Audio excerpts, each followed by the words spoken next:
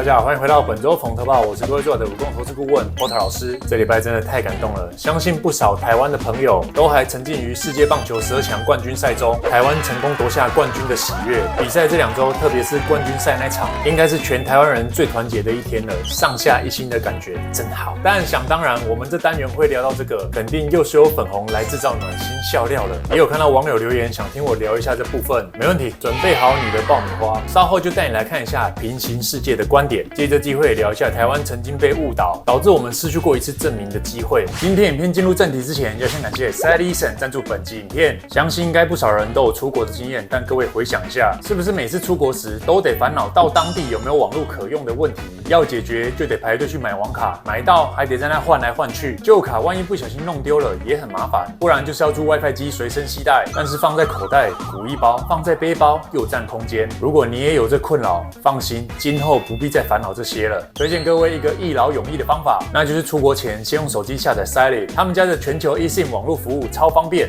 使用方式超简单。出国前先开 App 勾选你要去的国家，接着购买你想要的网络方案，就2个步骤，不用1分钟，以上所有问题就解决了。线上直接搞定出国网络问题，还不用换 SIM 卡。而在你抵达目的地的当下 ，Silent eSIM 就会自动启用，确保用户随时随地都有网络用，超贴心。而 Silent 的网络方案也很弹性，不管今天是要出国1周或半年，上网流量要用1GB 或更多，全都能依照自己需求来做选择，让你在出发前就清楚掌握国外上网费用，再也不担心在不知情的情况下被收漫游费。购买流量快用完之前也会主动通知，随时点一下就能续订，再也不用为流量而焦虑。此外 Silent 与 Surfshark VPN 共属同一个集团，大家可以放心使用，不怕数据泄露。要是遇到连线问题也别担心，有24小时线上客服随时为你服务。现在就点选影片下方专属连结下载 Silent， 还没要出国的朋友也可以先下载备用，真的很方便。记得结账时输入专属优惠代码 PORTERKING， 只要用这组代码购买的朋友都能够享有独家85折优惠。更贴心的是，如果你手机不支援eSIM的话，还可以获得全额退款，不会浪费钱。今后出国上网问题就交给 Silent， 出国上网用 Silent， 一键连结超便利，推荐给各位。Porter 老师在金牌战开始前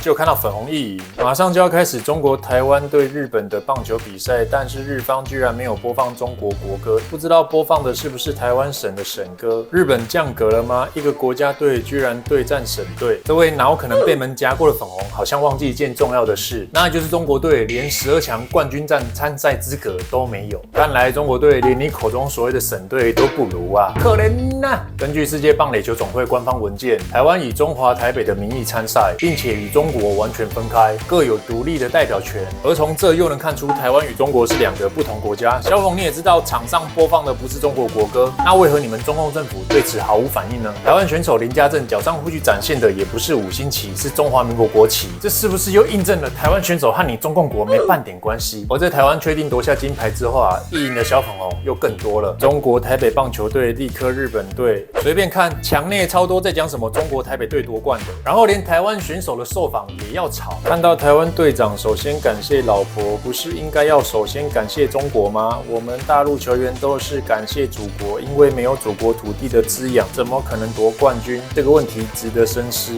为什么不感谢你中国？因为我们不同国，而且人家谢谢他老婆支持他，关你屁事。不过我蛮好奇，这些小粉如果都翻墙出来看比赛，那绝对也有看到当天队长陈杰宪的赛后受访吧？除了感谢家人团队之外，他还特别感性地说，谢谢团队让世界看见台湾，讲的都是台湾。不然看一下投手林玉明赛后接受国外媒体采访时怎么说也行。Change a lot. Like now, every Taiwan player, the young guys, old guys, they know we can get a championship. So after that, we have a lot of like we're not just a normal country, small country. Small country can get world championship.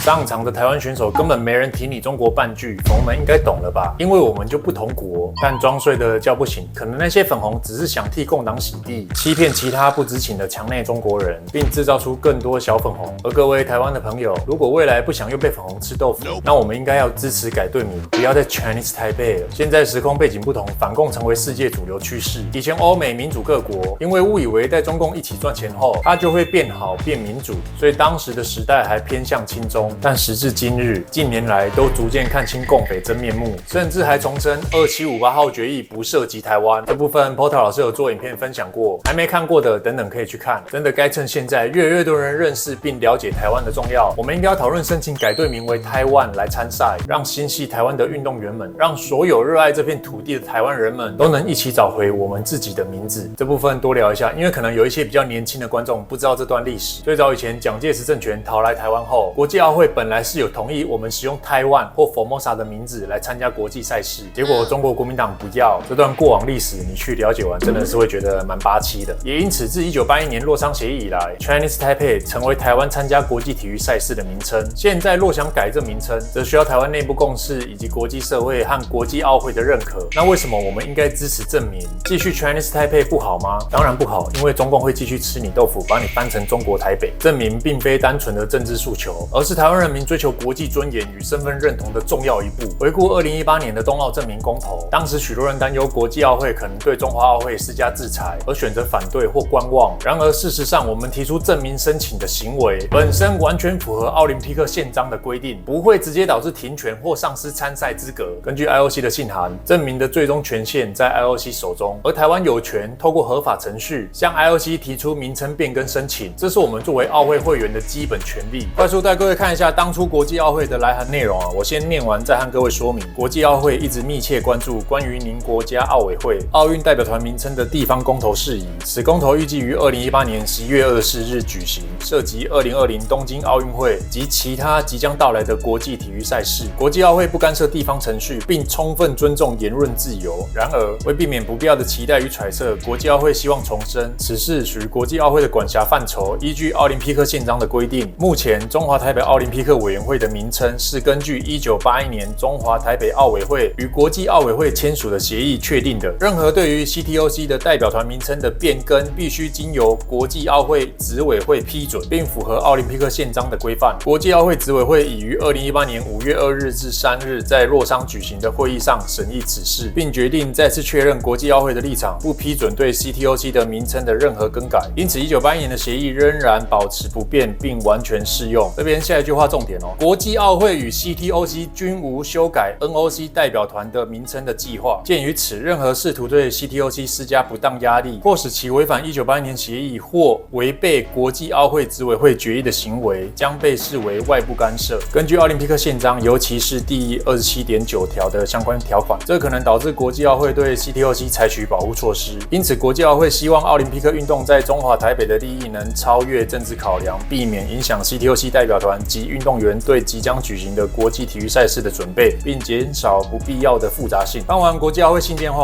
我来帮各位补充几个当时事件背景的重点。当年我们中华台北奥会自己去跟国际奥会说，我们的公投有政治力介入，再加上一些亲中媒体断章取义报道，带风向影响台湾人，所以国际奥会信中后半段才说，如果有外部干涉，会对中华台北奥会采取保护措施。而这保护措施，也就是可能会暂停资格或撤销资格。怕大家没听清楚，我再强调一次，国际奥会是说，如果有政治力介入的话，那可能就会撤销你资格。但耐人寻味的来了，当年行政院发言人 Class 就表示，政府从未主导冬奥正名公投案。而冬奥公投谁发起的？发起人是台湾民间团体，由台湾前奥运选手纪政等人所发动的公投联署。这些背景大家也要先知道，是中华台北奥会先过度剧中，加上亲中媒体带风向，才让台湾人被误导而同意自断手脚。不然刚我们一起看完国际奥会来函也都知道了，即便当年你台湾真的去做正名申请的动作，就算未被国际奥会批准，中华台北奥会仍可以继续以 Chinese Taipei 的名义保有会员资格，并不会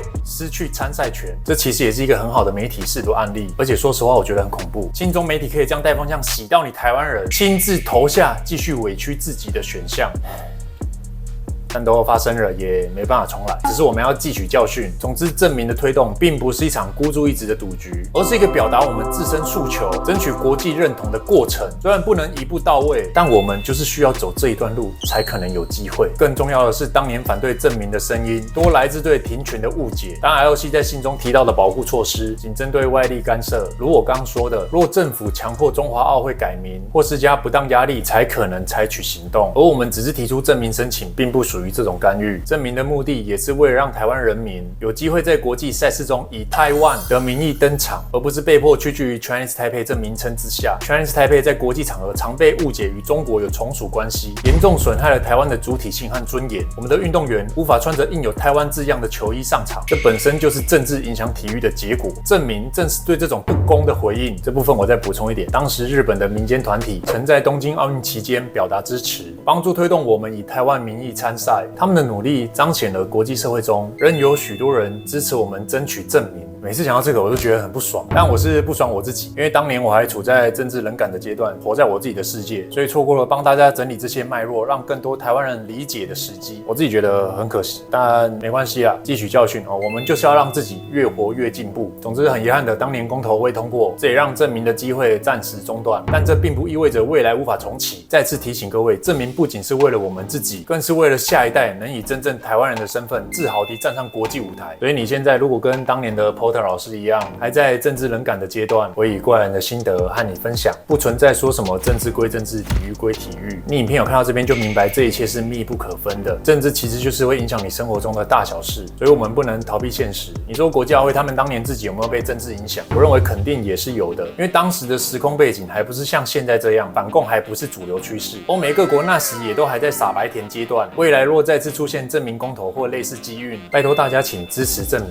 为台湾争取国际上应有的尊严与认同。别人要不要让我们改是一回事，但我们要先有共识，不要自己先矮化自己。今天你看到台湾夺冠会开心，会激动落泪，你能感受到这种情绪，真说明你在乎这片土地，愿意为它感到开心与悲伤，愿意为它来努力。应该不该行，不要紧，我相信歌舞机会，期待不港啊。虽然过程中有许多无奈，但更是激励我们前行的动力。台湾人一直以来都在逆境中成长，大家更懂得珍惜每一份希望与机会。之后让我们一起找回台湾的名字。不小心讲太多了。话说回来，台湾夺冠这件事，那同样的事情，对于一些不幸身在墙内，但他的脑袋还清楚的中国网友，对此他们说话就会像这样吐槽：请问12强有中国队吗？好奇我们政府有给到资源没？不过这毕竟算是少数啊，在墙内要讲这些也要很隐晦，多数还是像这种粉红留言居多，是中国人打败日本人，但中国人来祝福。我又看到一个清醒的，来自山东，台湾赢了跟你有毛关系？下面又粉红留言，恭喜台湾省队，一个省队水平就能夺冠，厉害！祝贺中国台北队。推特上有一些不甘寂寞的小粉翻墙出来，用他封闭的世界观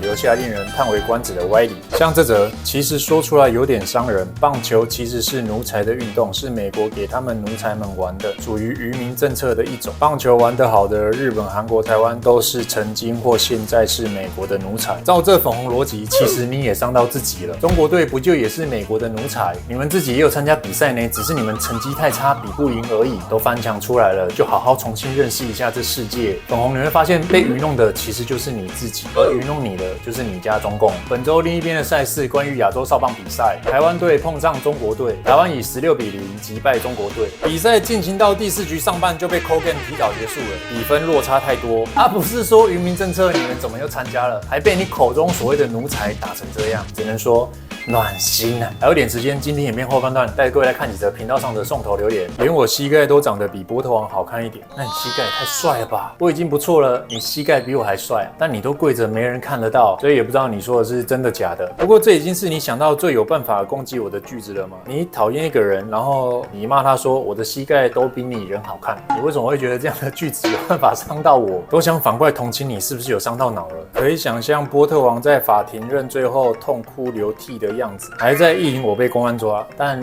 你也是辛苦了。如果这样能让你稍微舒压一下，那你就继续幻想吧，毕竟你也只能靠想象了。反而是我都已经明白，在墙内的你活得得多苟延残喘，现在墙内那真的是人间炼狱。吃个饭得先面对食安问题，不是地沟油就是科技与狠活。出门走走散散心，又得担心各种大小限中事件。想说快过年了，买件新衣犒赏自己好了，还特别挑中国货，想支持国产，结果衣服被验出有致癌物，这还不是最魔幻的。现在连中国制的卫生棉都被爆出有问题，不是有蟑螂腿，就是二手回收的黑心棉，还掺杂虫卵，用了之后妇科疾病一堆。这你在墙内也还查得到，有不少人在抱怨，他房的卫生巾品牌1页2页都写不完，可以放心用的却寥寥无几。中国女性中40% 患有不同程度的生殖道感染等妇科疾病，已婚女性的患病率更高达70%。由此估算，中国约3亿女性患病。另根据中国卫生健康统计年鉴2020年显示，我国妇产科的就诊人数已超4亿人次一年，